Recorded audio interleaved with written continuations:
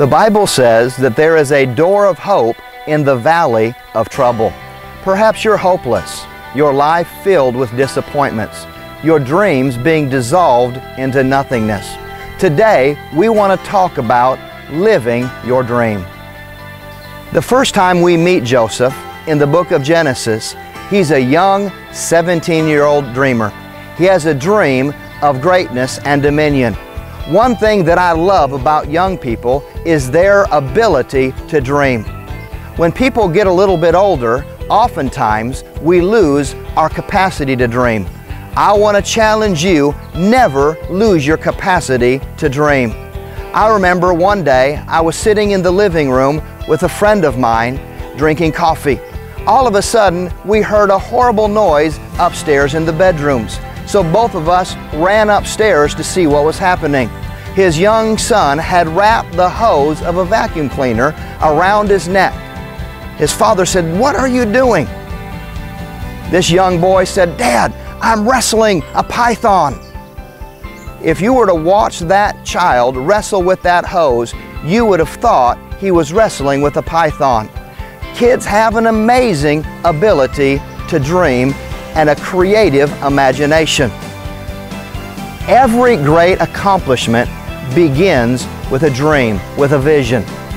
The Wright brothers had a dream to fly, so they created the airplane.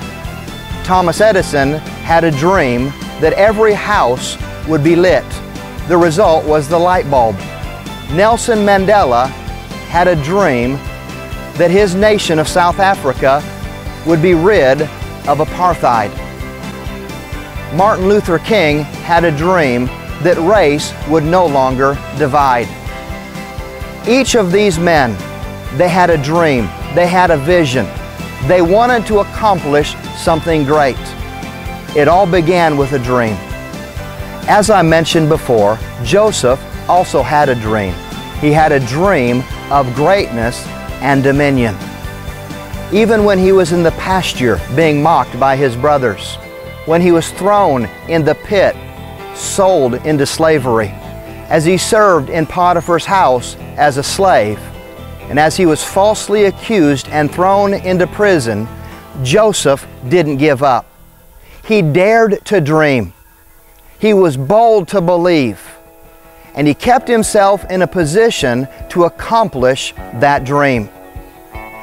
Joseph could have given up. He could have become discouraged or bitter or angry or offended. He could have had unforgiveness towards his brothers, towards any of those people in his life.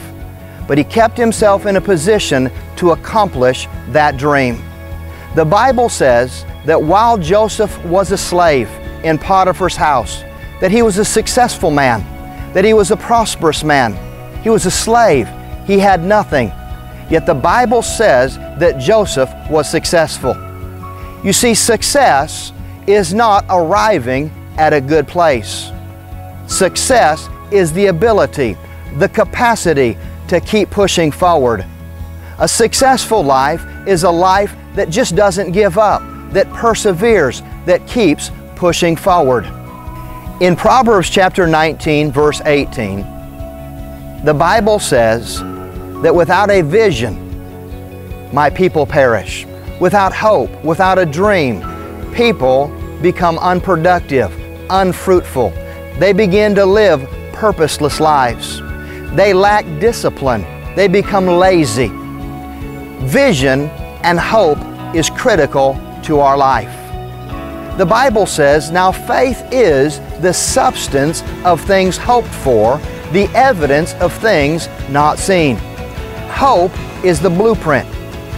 Faith is a force. It's like a construction crew that comes to build something in your life. Without a blueprint, the construction crew has nothing to build. Just like Joseph, you're going to have many opportunities to be discouraged, to be bitter, angry, offended, to have unforgiveness in your heart. I want to challenge you today, dare to dream, be bold to believe, and keep yourself in a position to accomplish that dream. I'm Jeff Schroeder. For Real Life, see you next time.